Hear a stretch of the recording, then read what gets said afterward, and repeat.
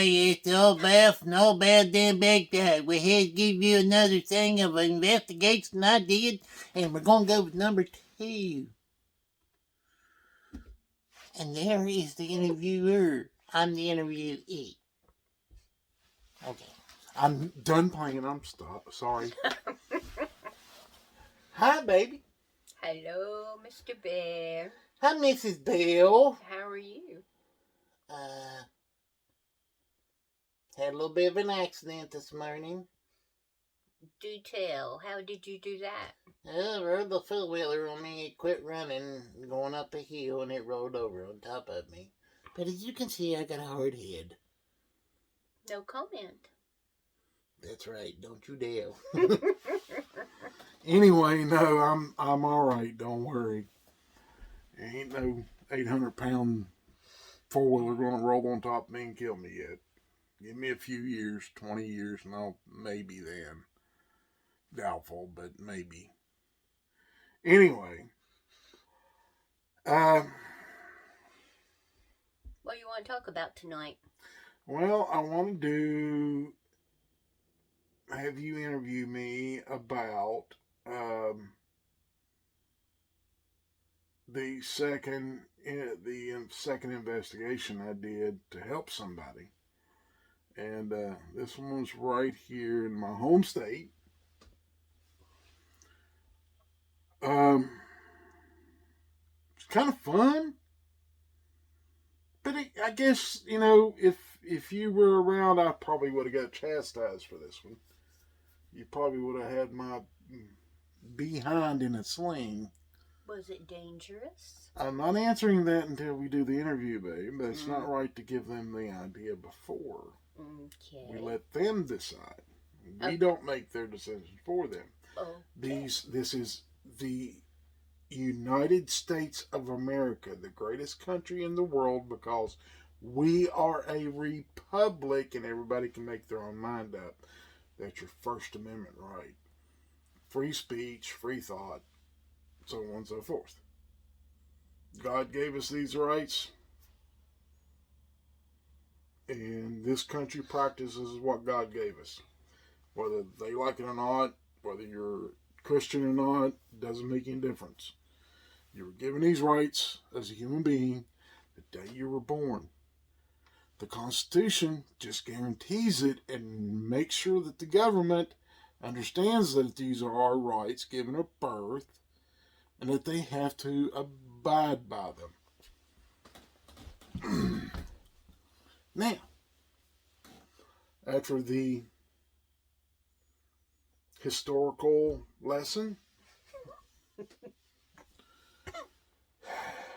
let's go. Okay. So how long ago has it been since this second investigation? Well, this one happened 6 months after the very first one I did by myself. So it's been over 20-some years. The first one I did was in the summer. I think it was June or July. And this one happened in December. The weekend. It was the 3-day period before the January 1st. Because New Year's Eve, I was with my wife back then. And that was when my son was born. He was old enough, and Christmas and so on and so forth. Anyway, it happened in the winter months, December. Okay. And it was right here in West Virginia. In fact, it wasn't very far from here. It wasn't very far, huh? No. Wow. Okay. We won't give out the location. Well, I'll tell you the county. Okay. It was in, what county is that? Raleigh County, because it was near Beckley. I'll give you a town. But it's way outside of Beckley, so don't try to find it. There ain't nobody going to find this one. This one, you need a GPS and a GPS system that's hooked up to satellite, and you need somebody to lead you in. Wow. It's out there. I can tell you that. It's out there. Um, anyway, it was fun when it started. Okay. And I'll leave the rest of the interpretation up to the viewer because I'm not like that. I'm not going to lead you. I ain't going to take you by the hand. Y'all know me. So, next question. Next question is, what time of day did this all happen? Well, everything that went on, I was off work that week because the company I was working for shuts down between Christmas and New Year's, and they give you a paid they pay you for your time off. They pay you 40-hour work week, which was great. So I got there early morning on Thursday. I think it was a Thursday. It may have been a Wednesday because it's been a while. But I got there after daylight. Nothing really happened with the creatures. I did go out and find a lot, and I do mean a lot of structures. Wow. Behind these people's house and around their house, pretty much everywhere you went around in there in that long hollow, you found Bigfoot structure. You found tree twists 8, 9, 10 feet tall up in the air. You found X's, two trees leaned against each other out in the middle, in an open forest like this. Just two trees leaned like that, kind of stuck into each other to form an X. They would hold each other up, but there was no root ball. It's like they broke the tree off and carried it over there and ripped all the limbs off from it except for the part where they sat together. And that was all the limbs that was on the trees. And they were fairly straight. Most of the ones I found, they were a hickory tree or a beech tree that was broken off, which are hardwoods. It's pretty hard for a man to do. But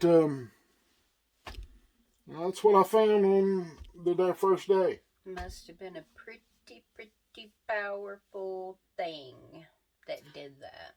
Well, it is Bigfoot, babe. They are super strong. They are bigger than us, 5-10 times stronger than a grown man. Mm-hmm. Probably more than that. Probably 15 to 20 times. Because they're nothing but muscle. Okay. I don't think I've ever seen a Bigfoot that looked like a jolly old elf. I don't remember ever seeing one that had a belly on it like I do now. Because Mrs. Bear cooks too good. Anyway, that's what I found. Okay. All kinds of structures. Okay. Oh, I did find a structure that can be construed as a nest. This thing must have been 12 feet long and probably 8 foot wide, and everything was woven. I mean, everything was wrapped in there, and it was probably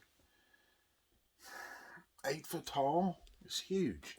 Wow. And that was the first one I ever found. That's big. That's real big. I could go in the thing, but I knew better. It probably wouldn't have been good if I'd have Would done it be that. like a nursery? No, I don't think it was a nursery. I think bedroom? it was a Bigfoot's bedroom. It could have been part of the family unit that I ended up finding there. And it wasn't old. It was used. There was a well-worn path going into it. Flat ground, no leaves, no nothing. And the inside of it was laid out with pine boughs, and all that was woven. Yeah, Comfy. Yeah, they would weave the limbs in over top each other so that it'd be like this, kind of look like that. And it was really nice. The size of it and the trees that were used in it pretty much tells you it wasn't a human being making a hunting blind. No, It wasn't a hunting blind. Wow. It was something set up for sleeping quarters, and these people owned this long hollow, and they owned everything.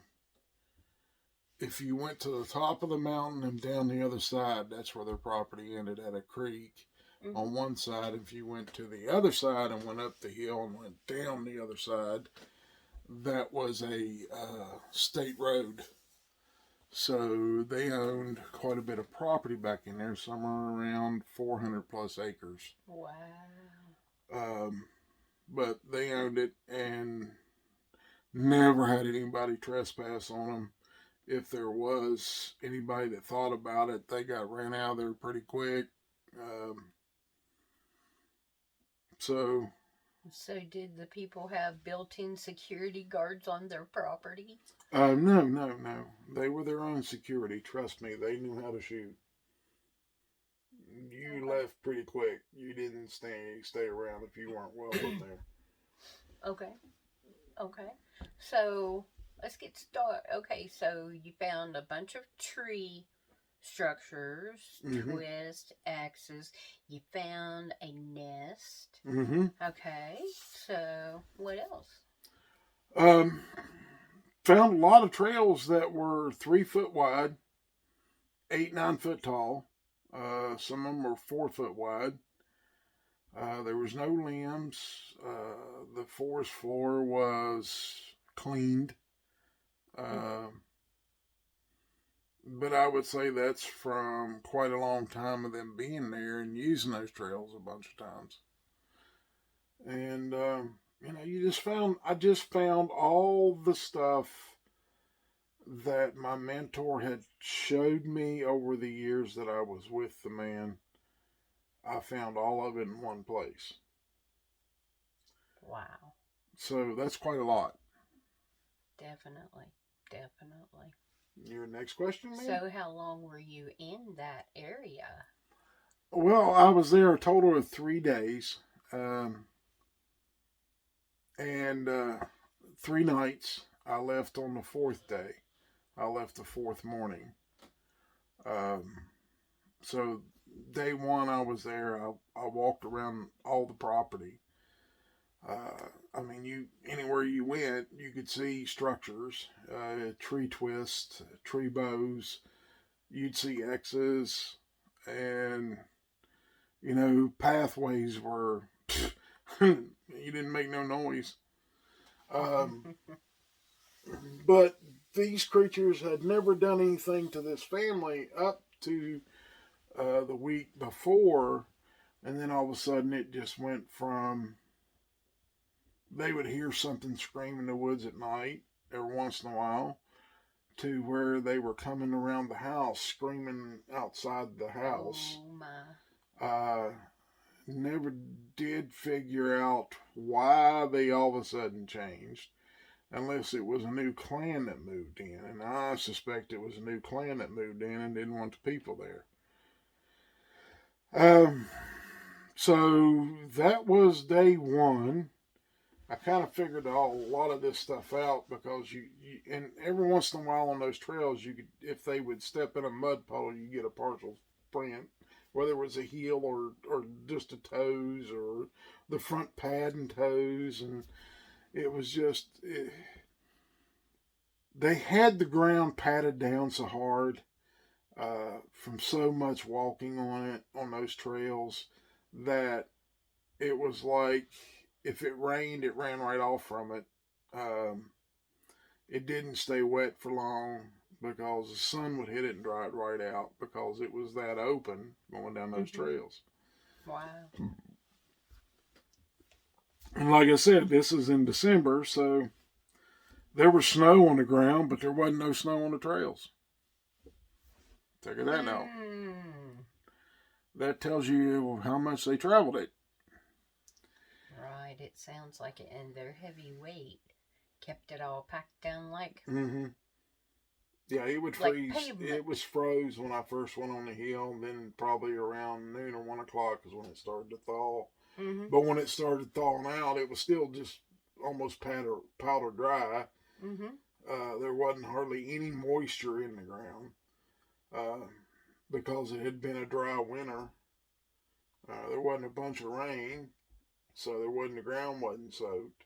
Mm-hmm. Um, but that was the first snow we got that week too, and it wasn't very deep. It was just probably an inch and a half of snow that fell. Yeah, just a little bit. But the trails that I was walking on, they'd already been walking on them probably all night long and kept them clear. So, um, So, did you ever see one out there? um, I'll put it to you this way: I seen a lot more than one. I seen a total of probably 5 different Bigfoot out there. One of them was definitely a female. I seen it walk across the path, and when it walked across the path, it had, you know, something swinging on its from its chest. Um, so I know that was a female, but the rest of the ones I seen were probably, now the biggest one I seen was probably 8 foot tall, 8.5 feet. Um, but I'd say it was probably the alpha male. He came to check me out. And that, I didn't see him on day one. I saw him on day two. Day two. Yeah. What were you doing when he came to check you out?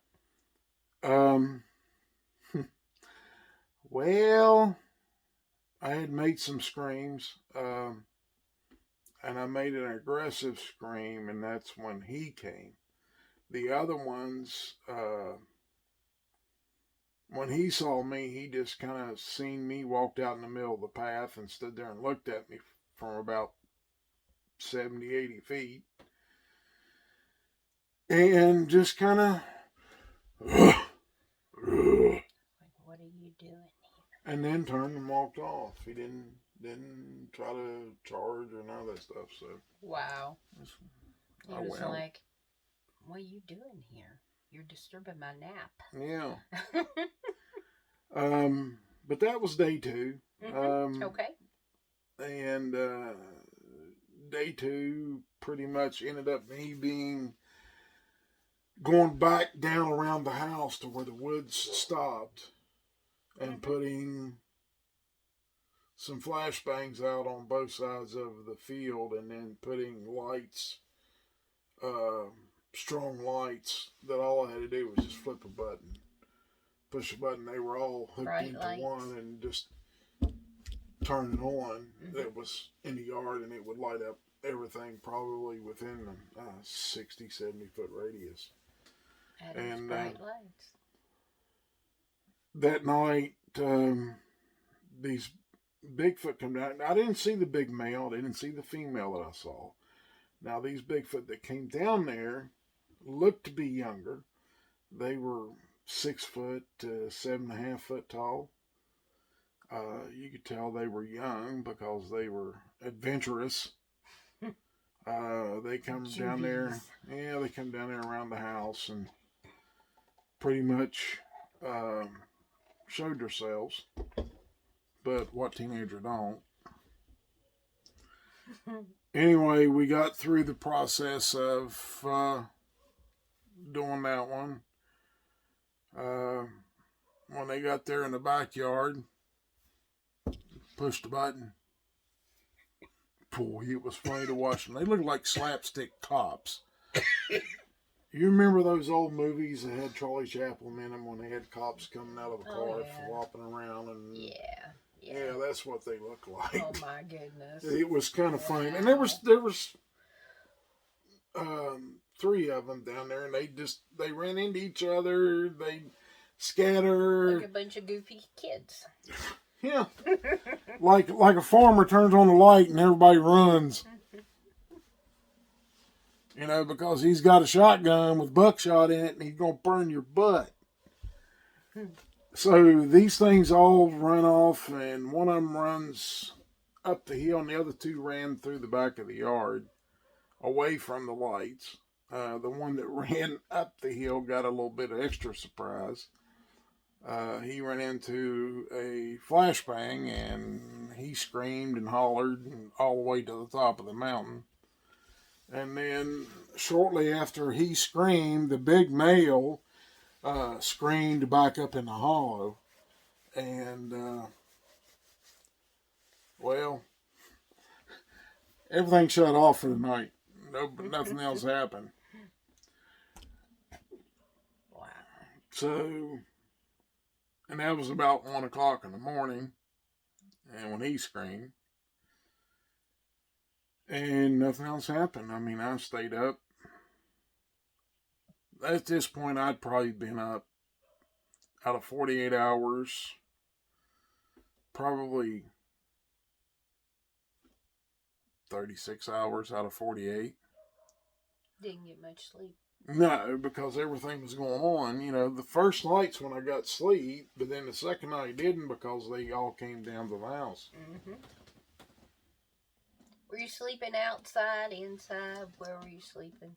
No, they were nice enough to provide me with a bedroom. They had like 5 or 6 bedrooms in the house because they had quite a few kids. Mm-hmm. And, you know, I stayed there in the house, and after that second night, I figured, you know, there would be no more issues. Well, I came out the next morning, and the farmer wanted to show me something. Mm-hmm. And he took me up there towards his barn, and up there towards his barn, they had pushed the doors in. I guess they got a little pissed off because of it. And he said, you know, they're going to be back. I said, yeah, I know. I'll fix that problem. So I doubled the flashbangs around on both sides of the yard, all the way up to the barn, and then right behind the barn, the front side of this side of the barn, this part of the barn, was where the big doors were, and on the back there's 2 small doors. They had evidently pushed them doors in, and he fed his animals up there at the barn, and he fed them that day. Now this is day 3, and he found a bunch of footprints. Wow.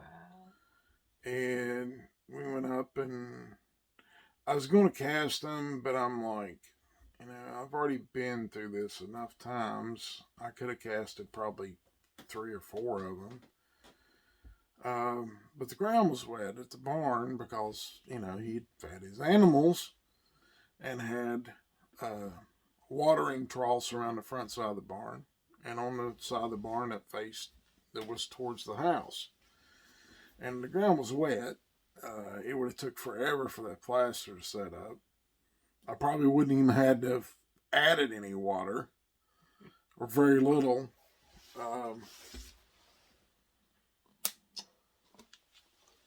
So, you know, what can you do? So I did the flashbangs around, you know, his barnyard and everything, and he put the animals up that night, and we fixed the doors. And we put a couple of 4x4s to reinforce the doors, hangers to put 4x4s across the door to reinforce the doors, keep from pushing them in. And we waited for dark. That night I told him, I said, you and your wife need to leave because this may not be a good situation for y'all to be here. Well, he took his wife to a family member, and he came back. Oh, my. So we sat outside on the back porch, and of course I was armed. He was armed. And shortly after dark, from 4 different directions, flashbangs went off. 4 directions? 4 directions. Uh-oh.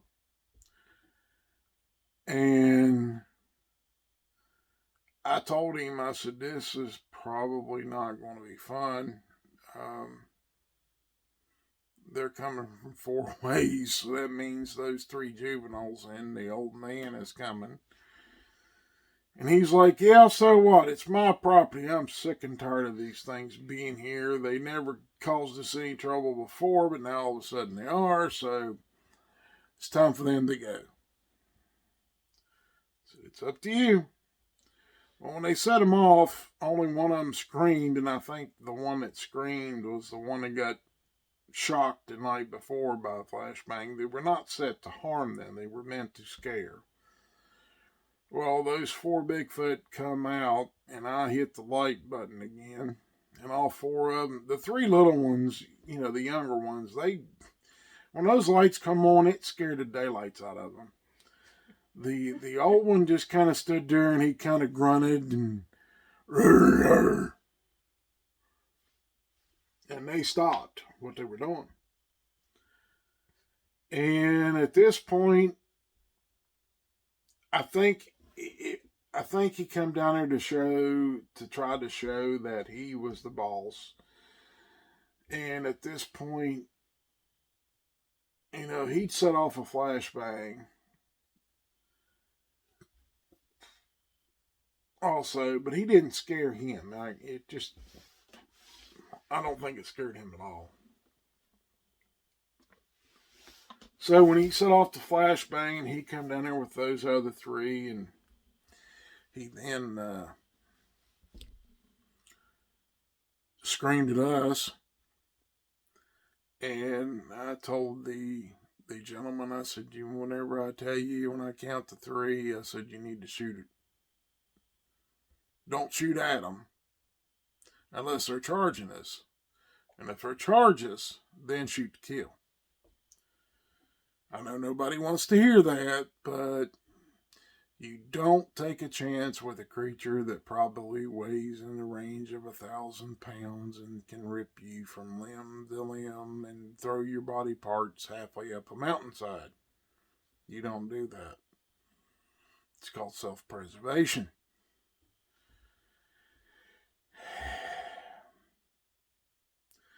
Well, the big male, I counted to 3, and the guns went off, and the 3 little ones ran off, and the big one just kind of, it looked like he got a little bit upset. Well, I made a point to him that if he thought about coming, he probably wouldn't be leaving under his own power.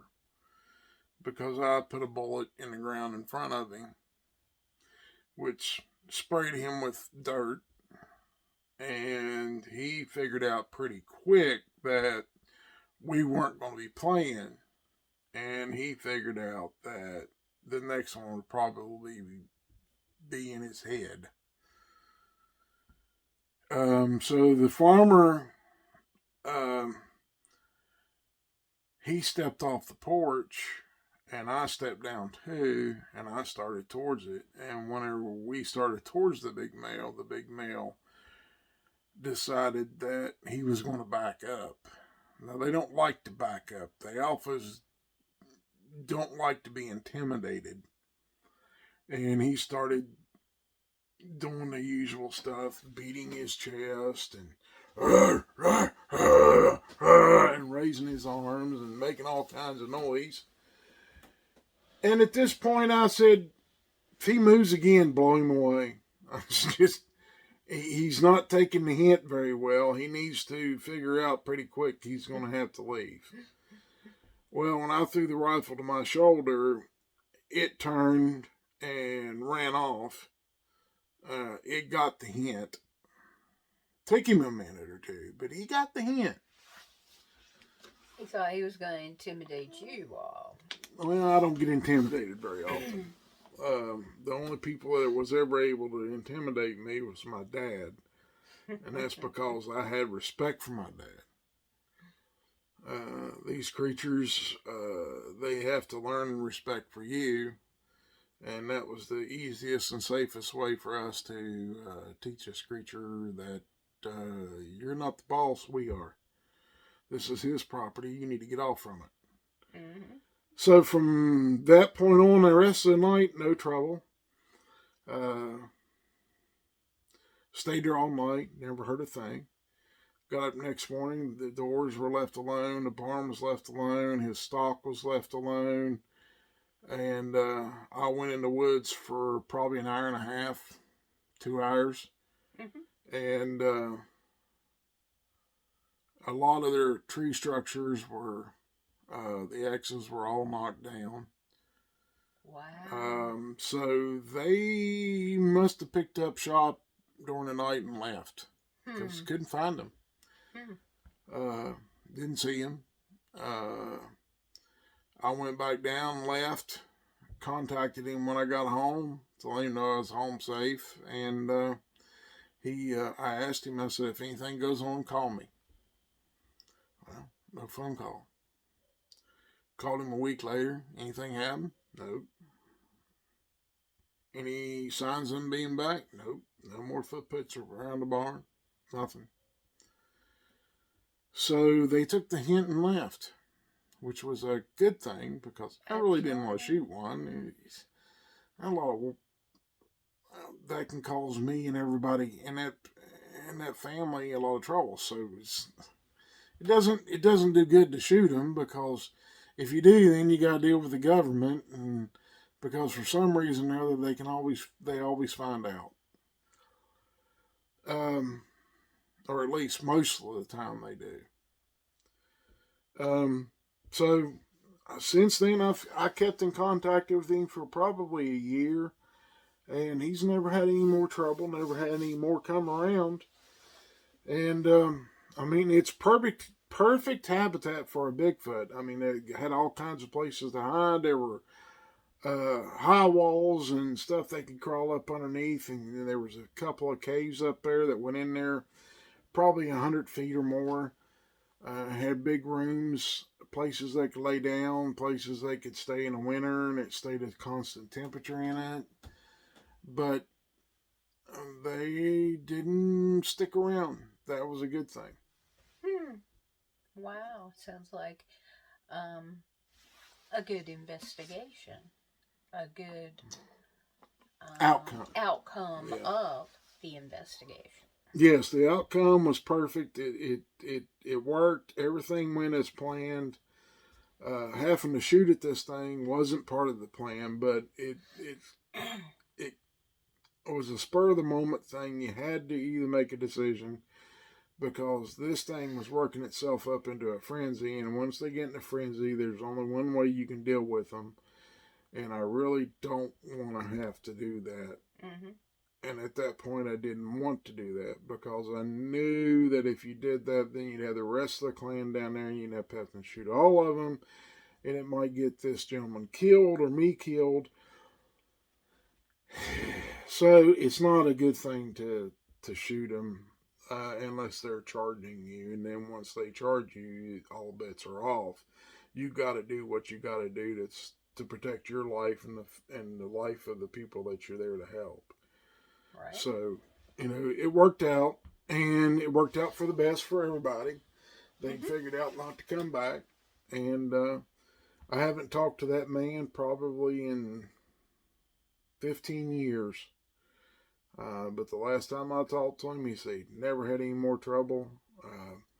He'd hear him scream, but they'd be on the other side of the highway down below his house where he'd Mm-hmm. hear him scream, and he never come up here to his property. He never found any deer carcasses or anything like that.